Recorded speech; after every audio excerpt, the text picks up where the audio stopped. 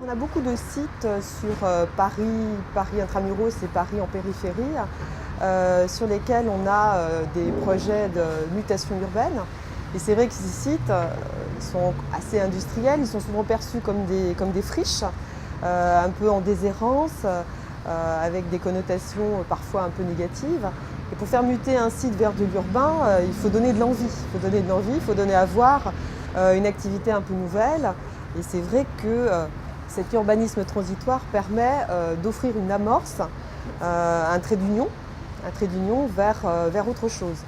Sur les mines, le site est un petit peu plus dur, un peu plus trash même, on pourrait dire. Et c'est vrai que ce qui était important, c'est d'avoir une approche artistique peut-être un peu plus forte que sur les autres sites, donc plus innovante.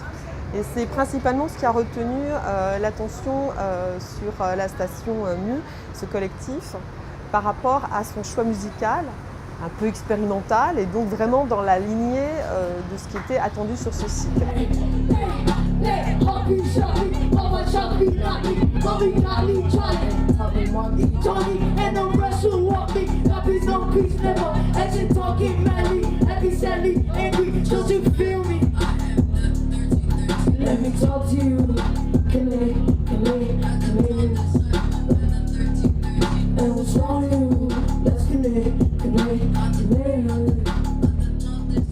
D'abord, c'est vraiment un site artistique parce que en fait, les gens viennent ici d'abord pour leur programmation artistique, en l'occurrence musicale.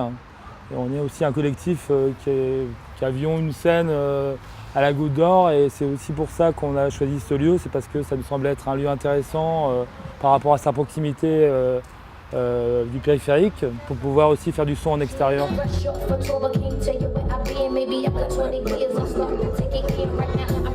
C'est un peu un lieu dédié à la scène émergente musicale parisienne d'abord. Quand je dis parisienne ou française, donc on a énormément de groupes qu'on a programmés ici qui jouent souvent dans des lieux plus petits, dans des caves, dans des lieux type la mécanique ondulatoire, qui sont des super beaux lieux à Paris, mais qui ne sont pas des lieux à ciel ouvert. Et donc ça leur permettait d'avoir accès aussi à une grande scène, comme on peut voir derrière moi. On a décidé à l'issue de la deuxième saison de se donner un peu les moyens de pouvoir ouvrir les intérieurs. Donc on est un peu soutenu par la région Île-de-France et par le CNV qui nous aide à financer les investissements, parce que ça reste un site temporaire et éphémère. Donc du coup la rentabilité n'est pas forcément évidente, et donc on est un peu aidé. On va pouvoir ouvrir les intérieurs et donc continuer notre activité cet hiver, et accueillir aussi des expositions à l'intérieur du bâtiment.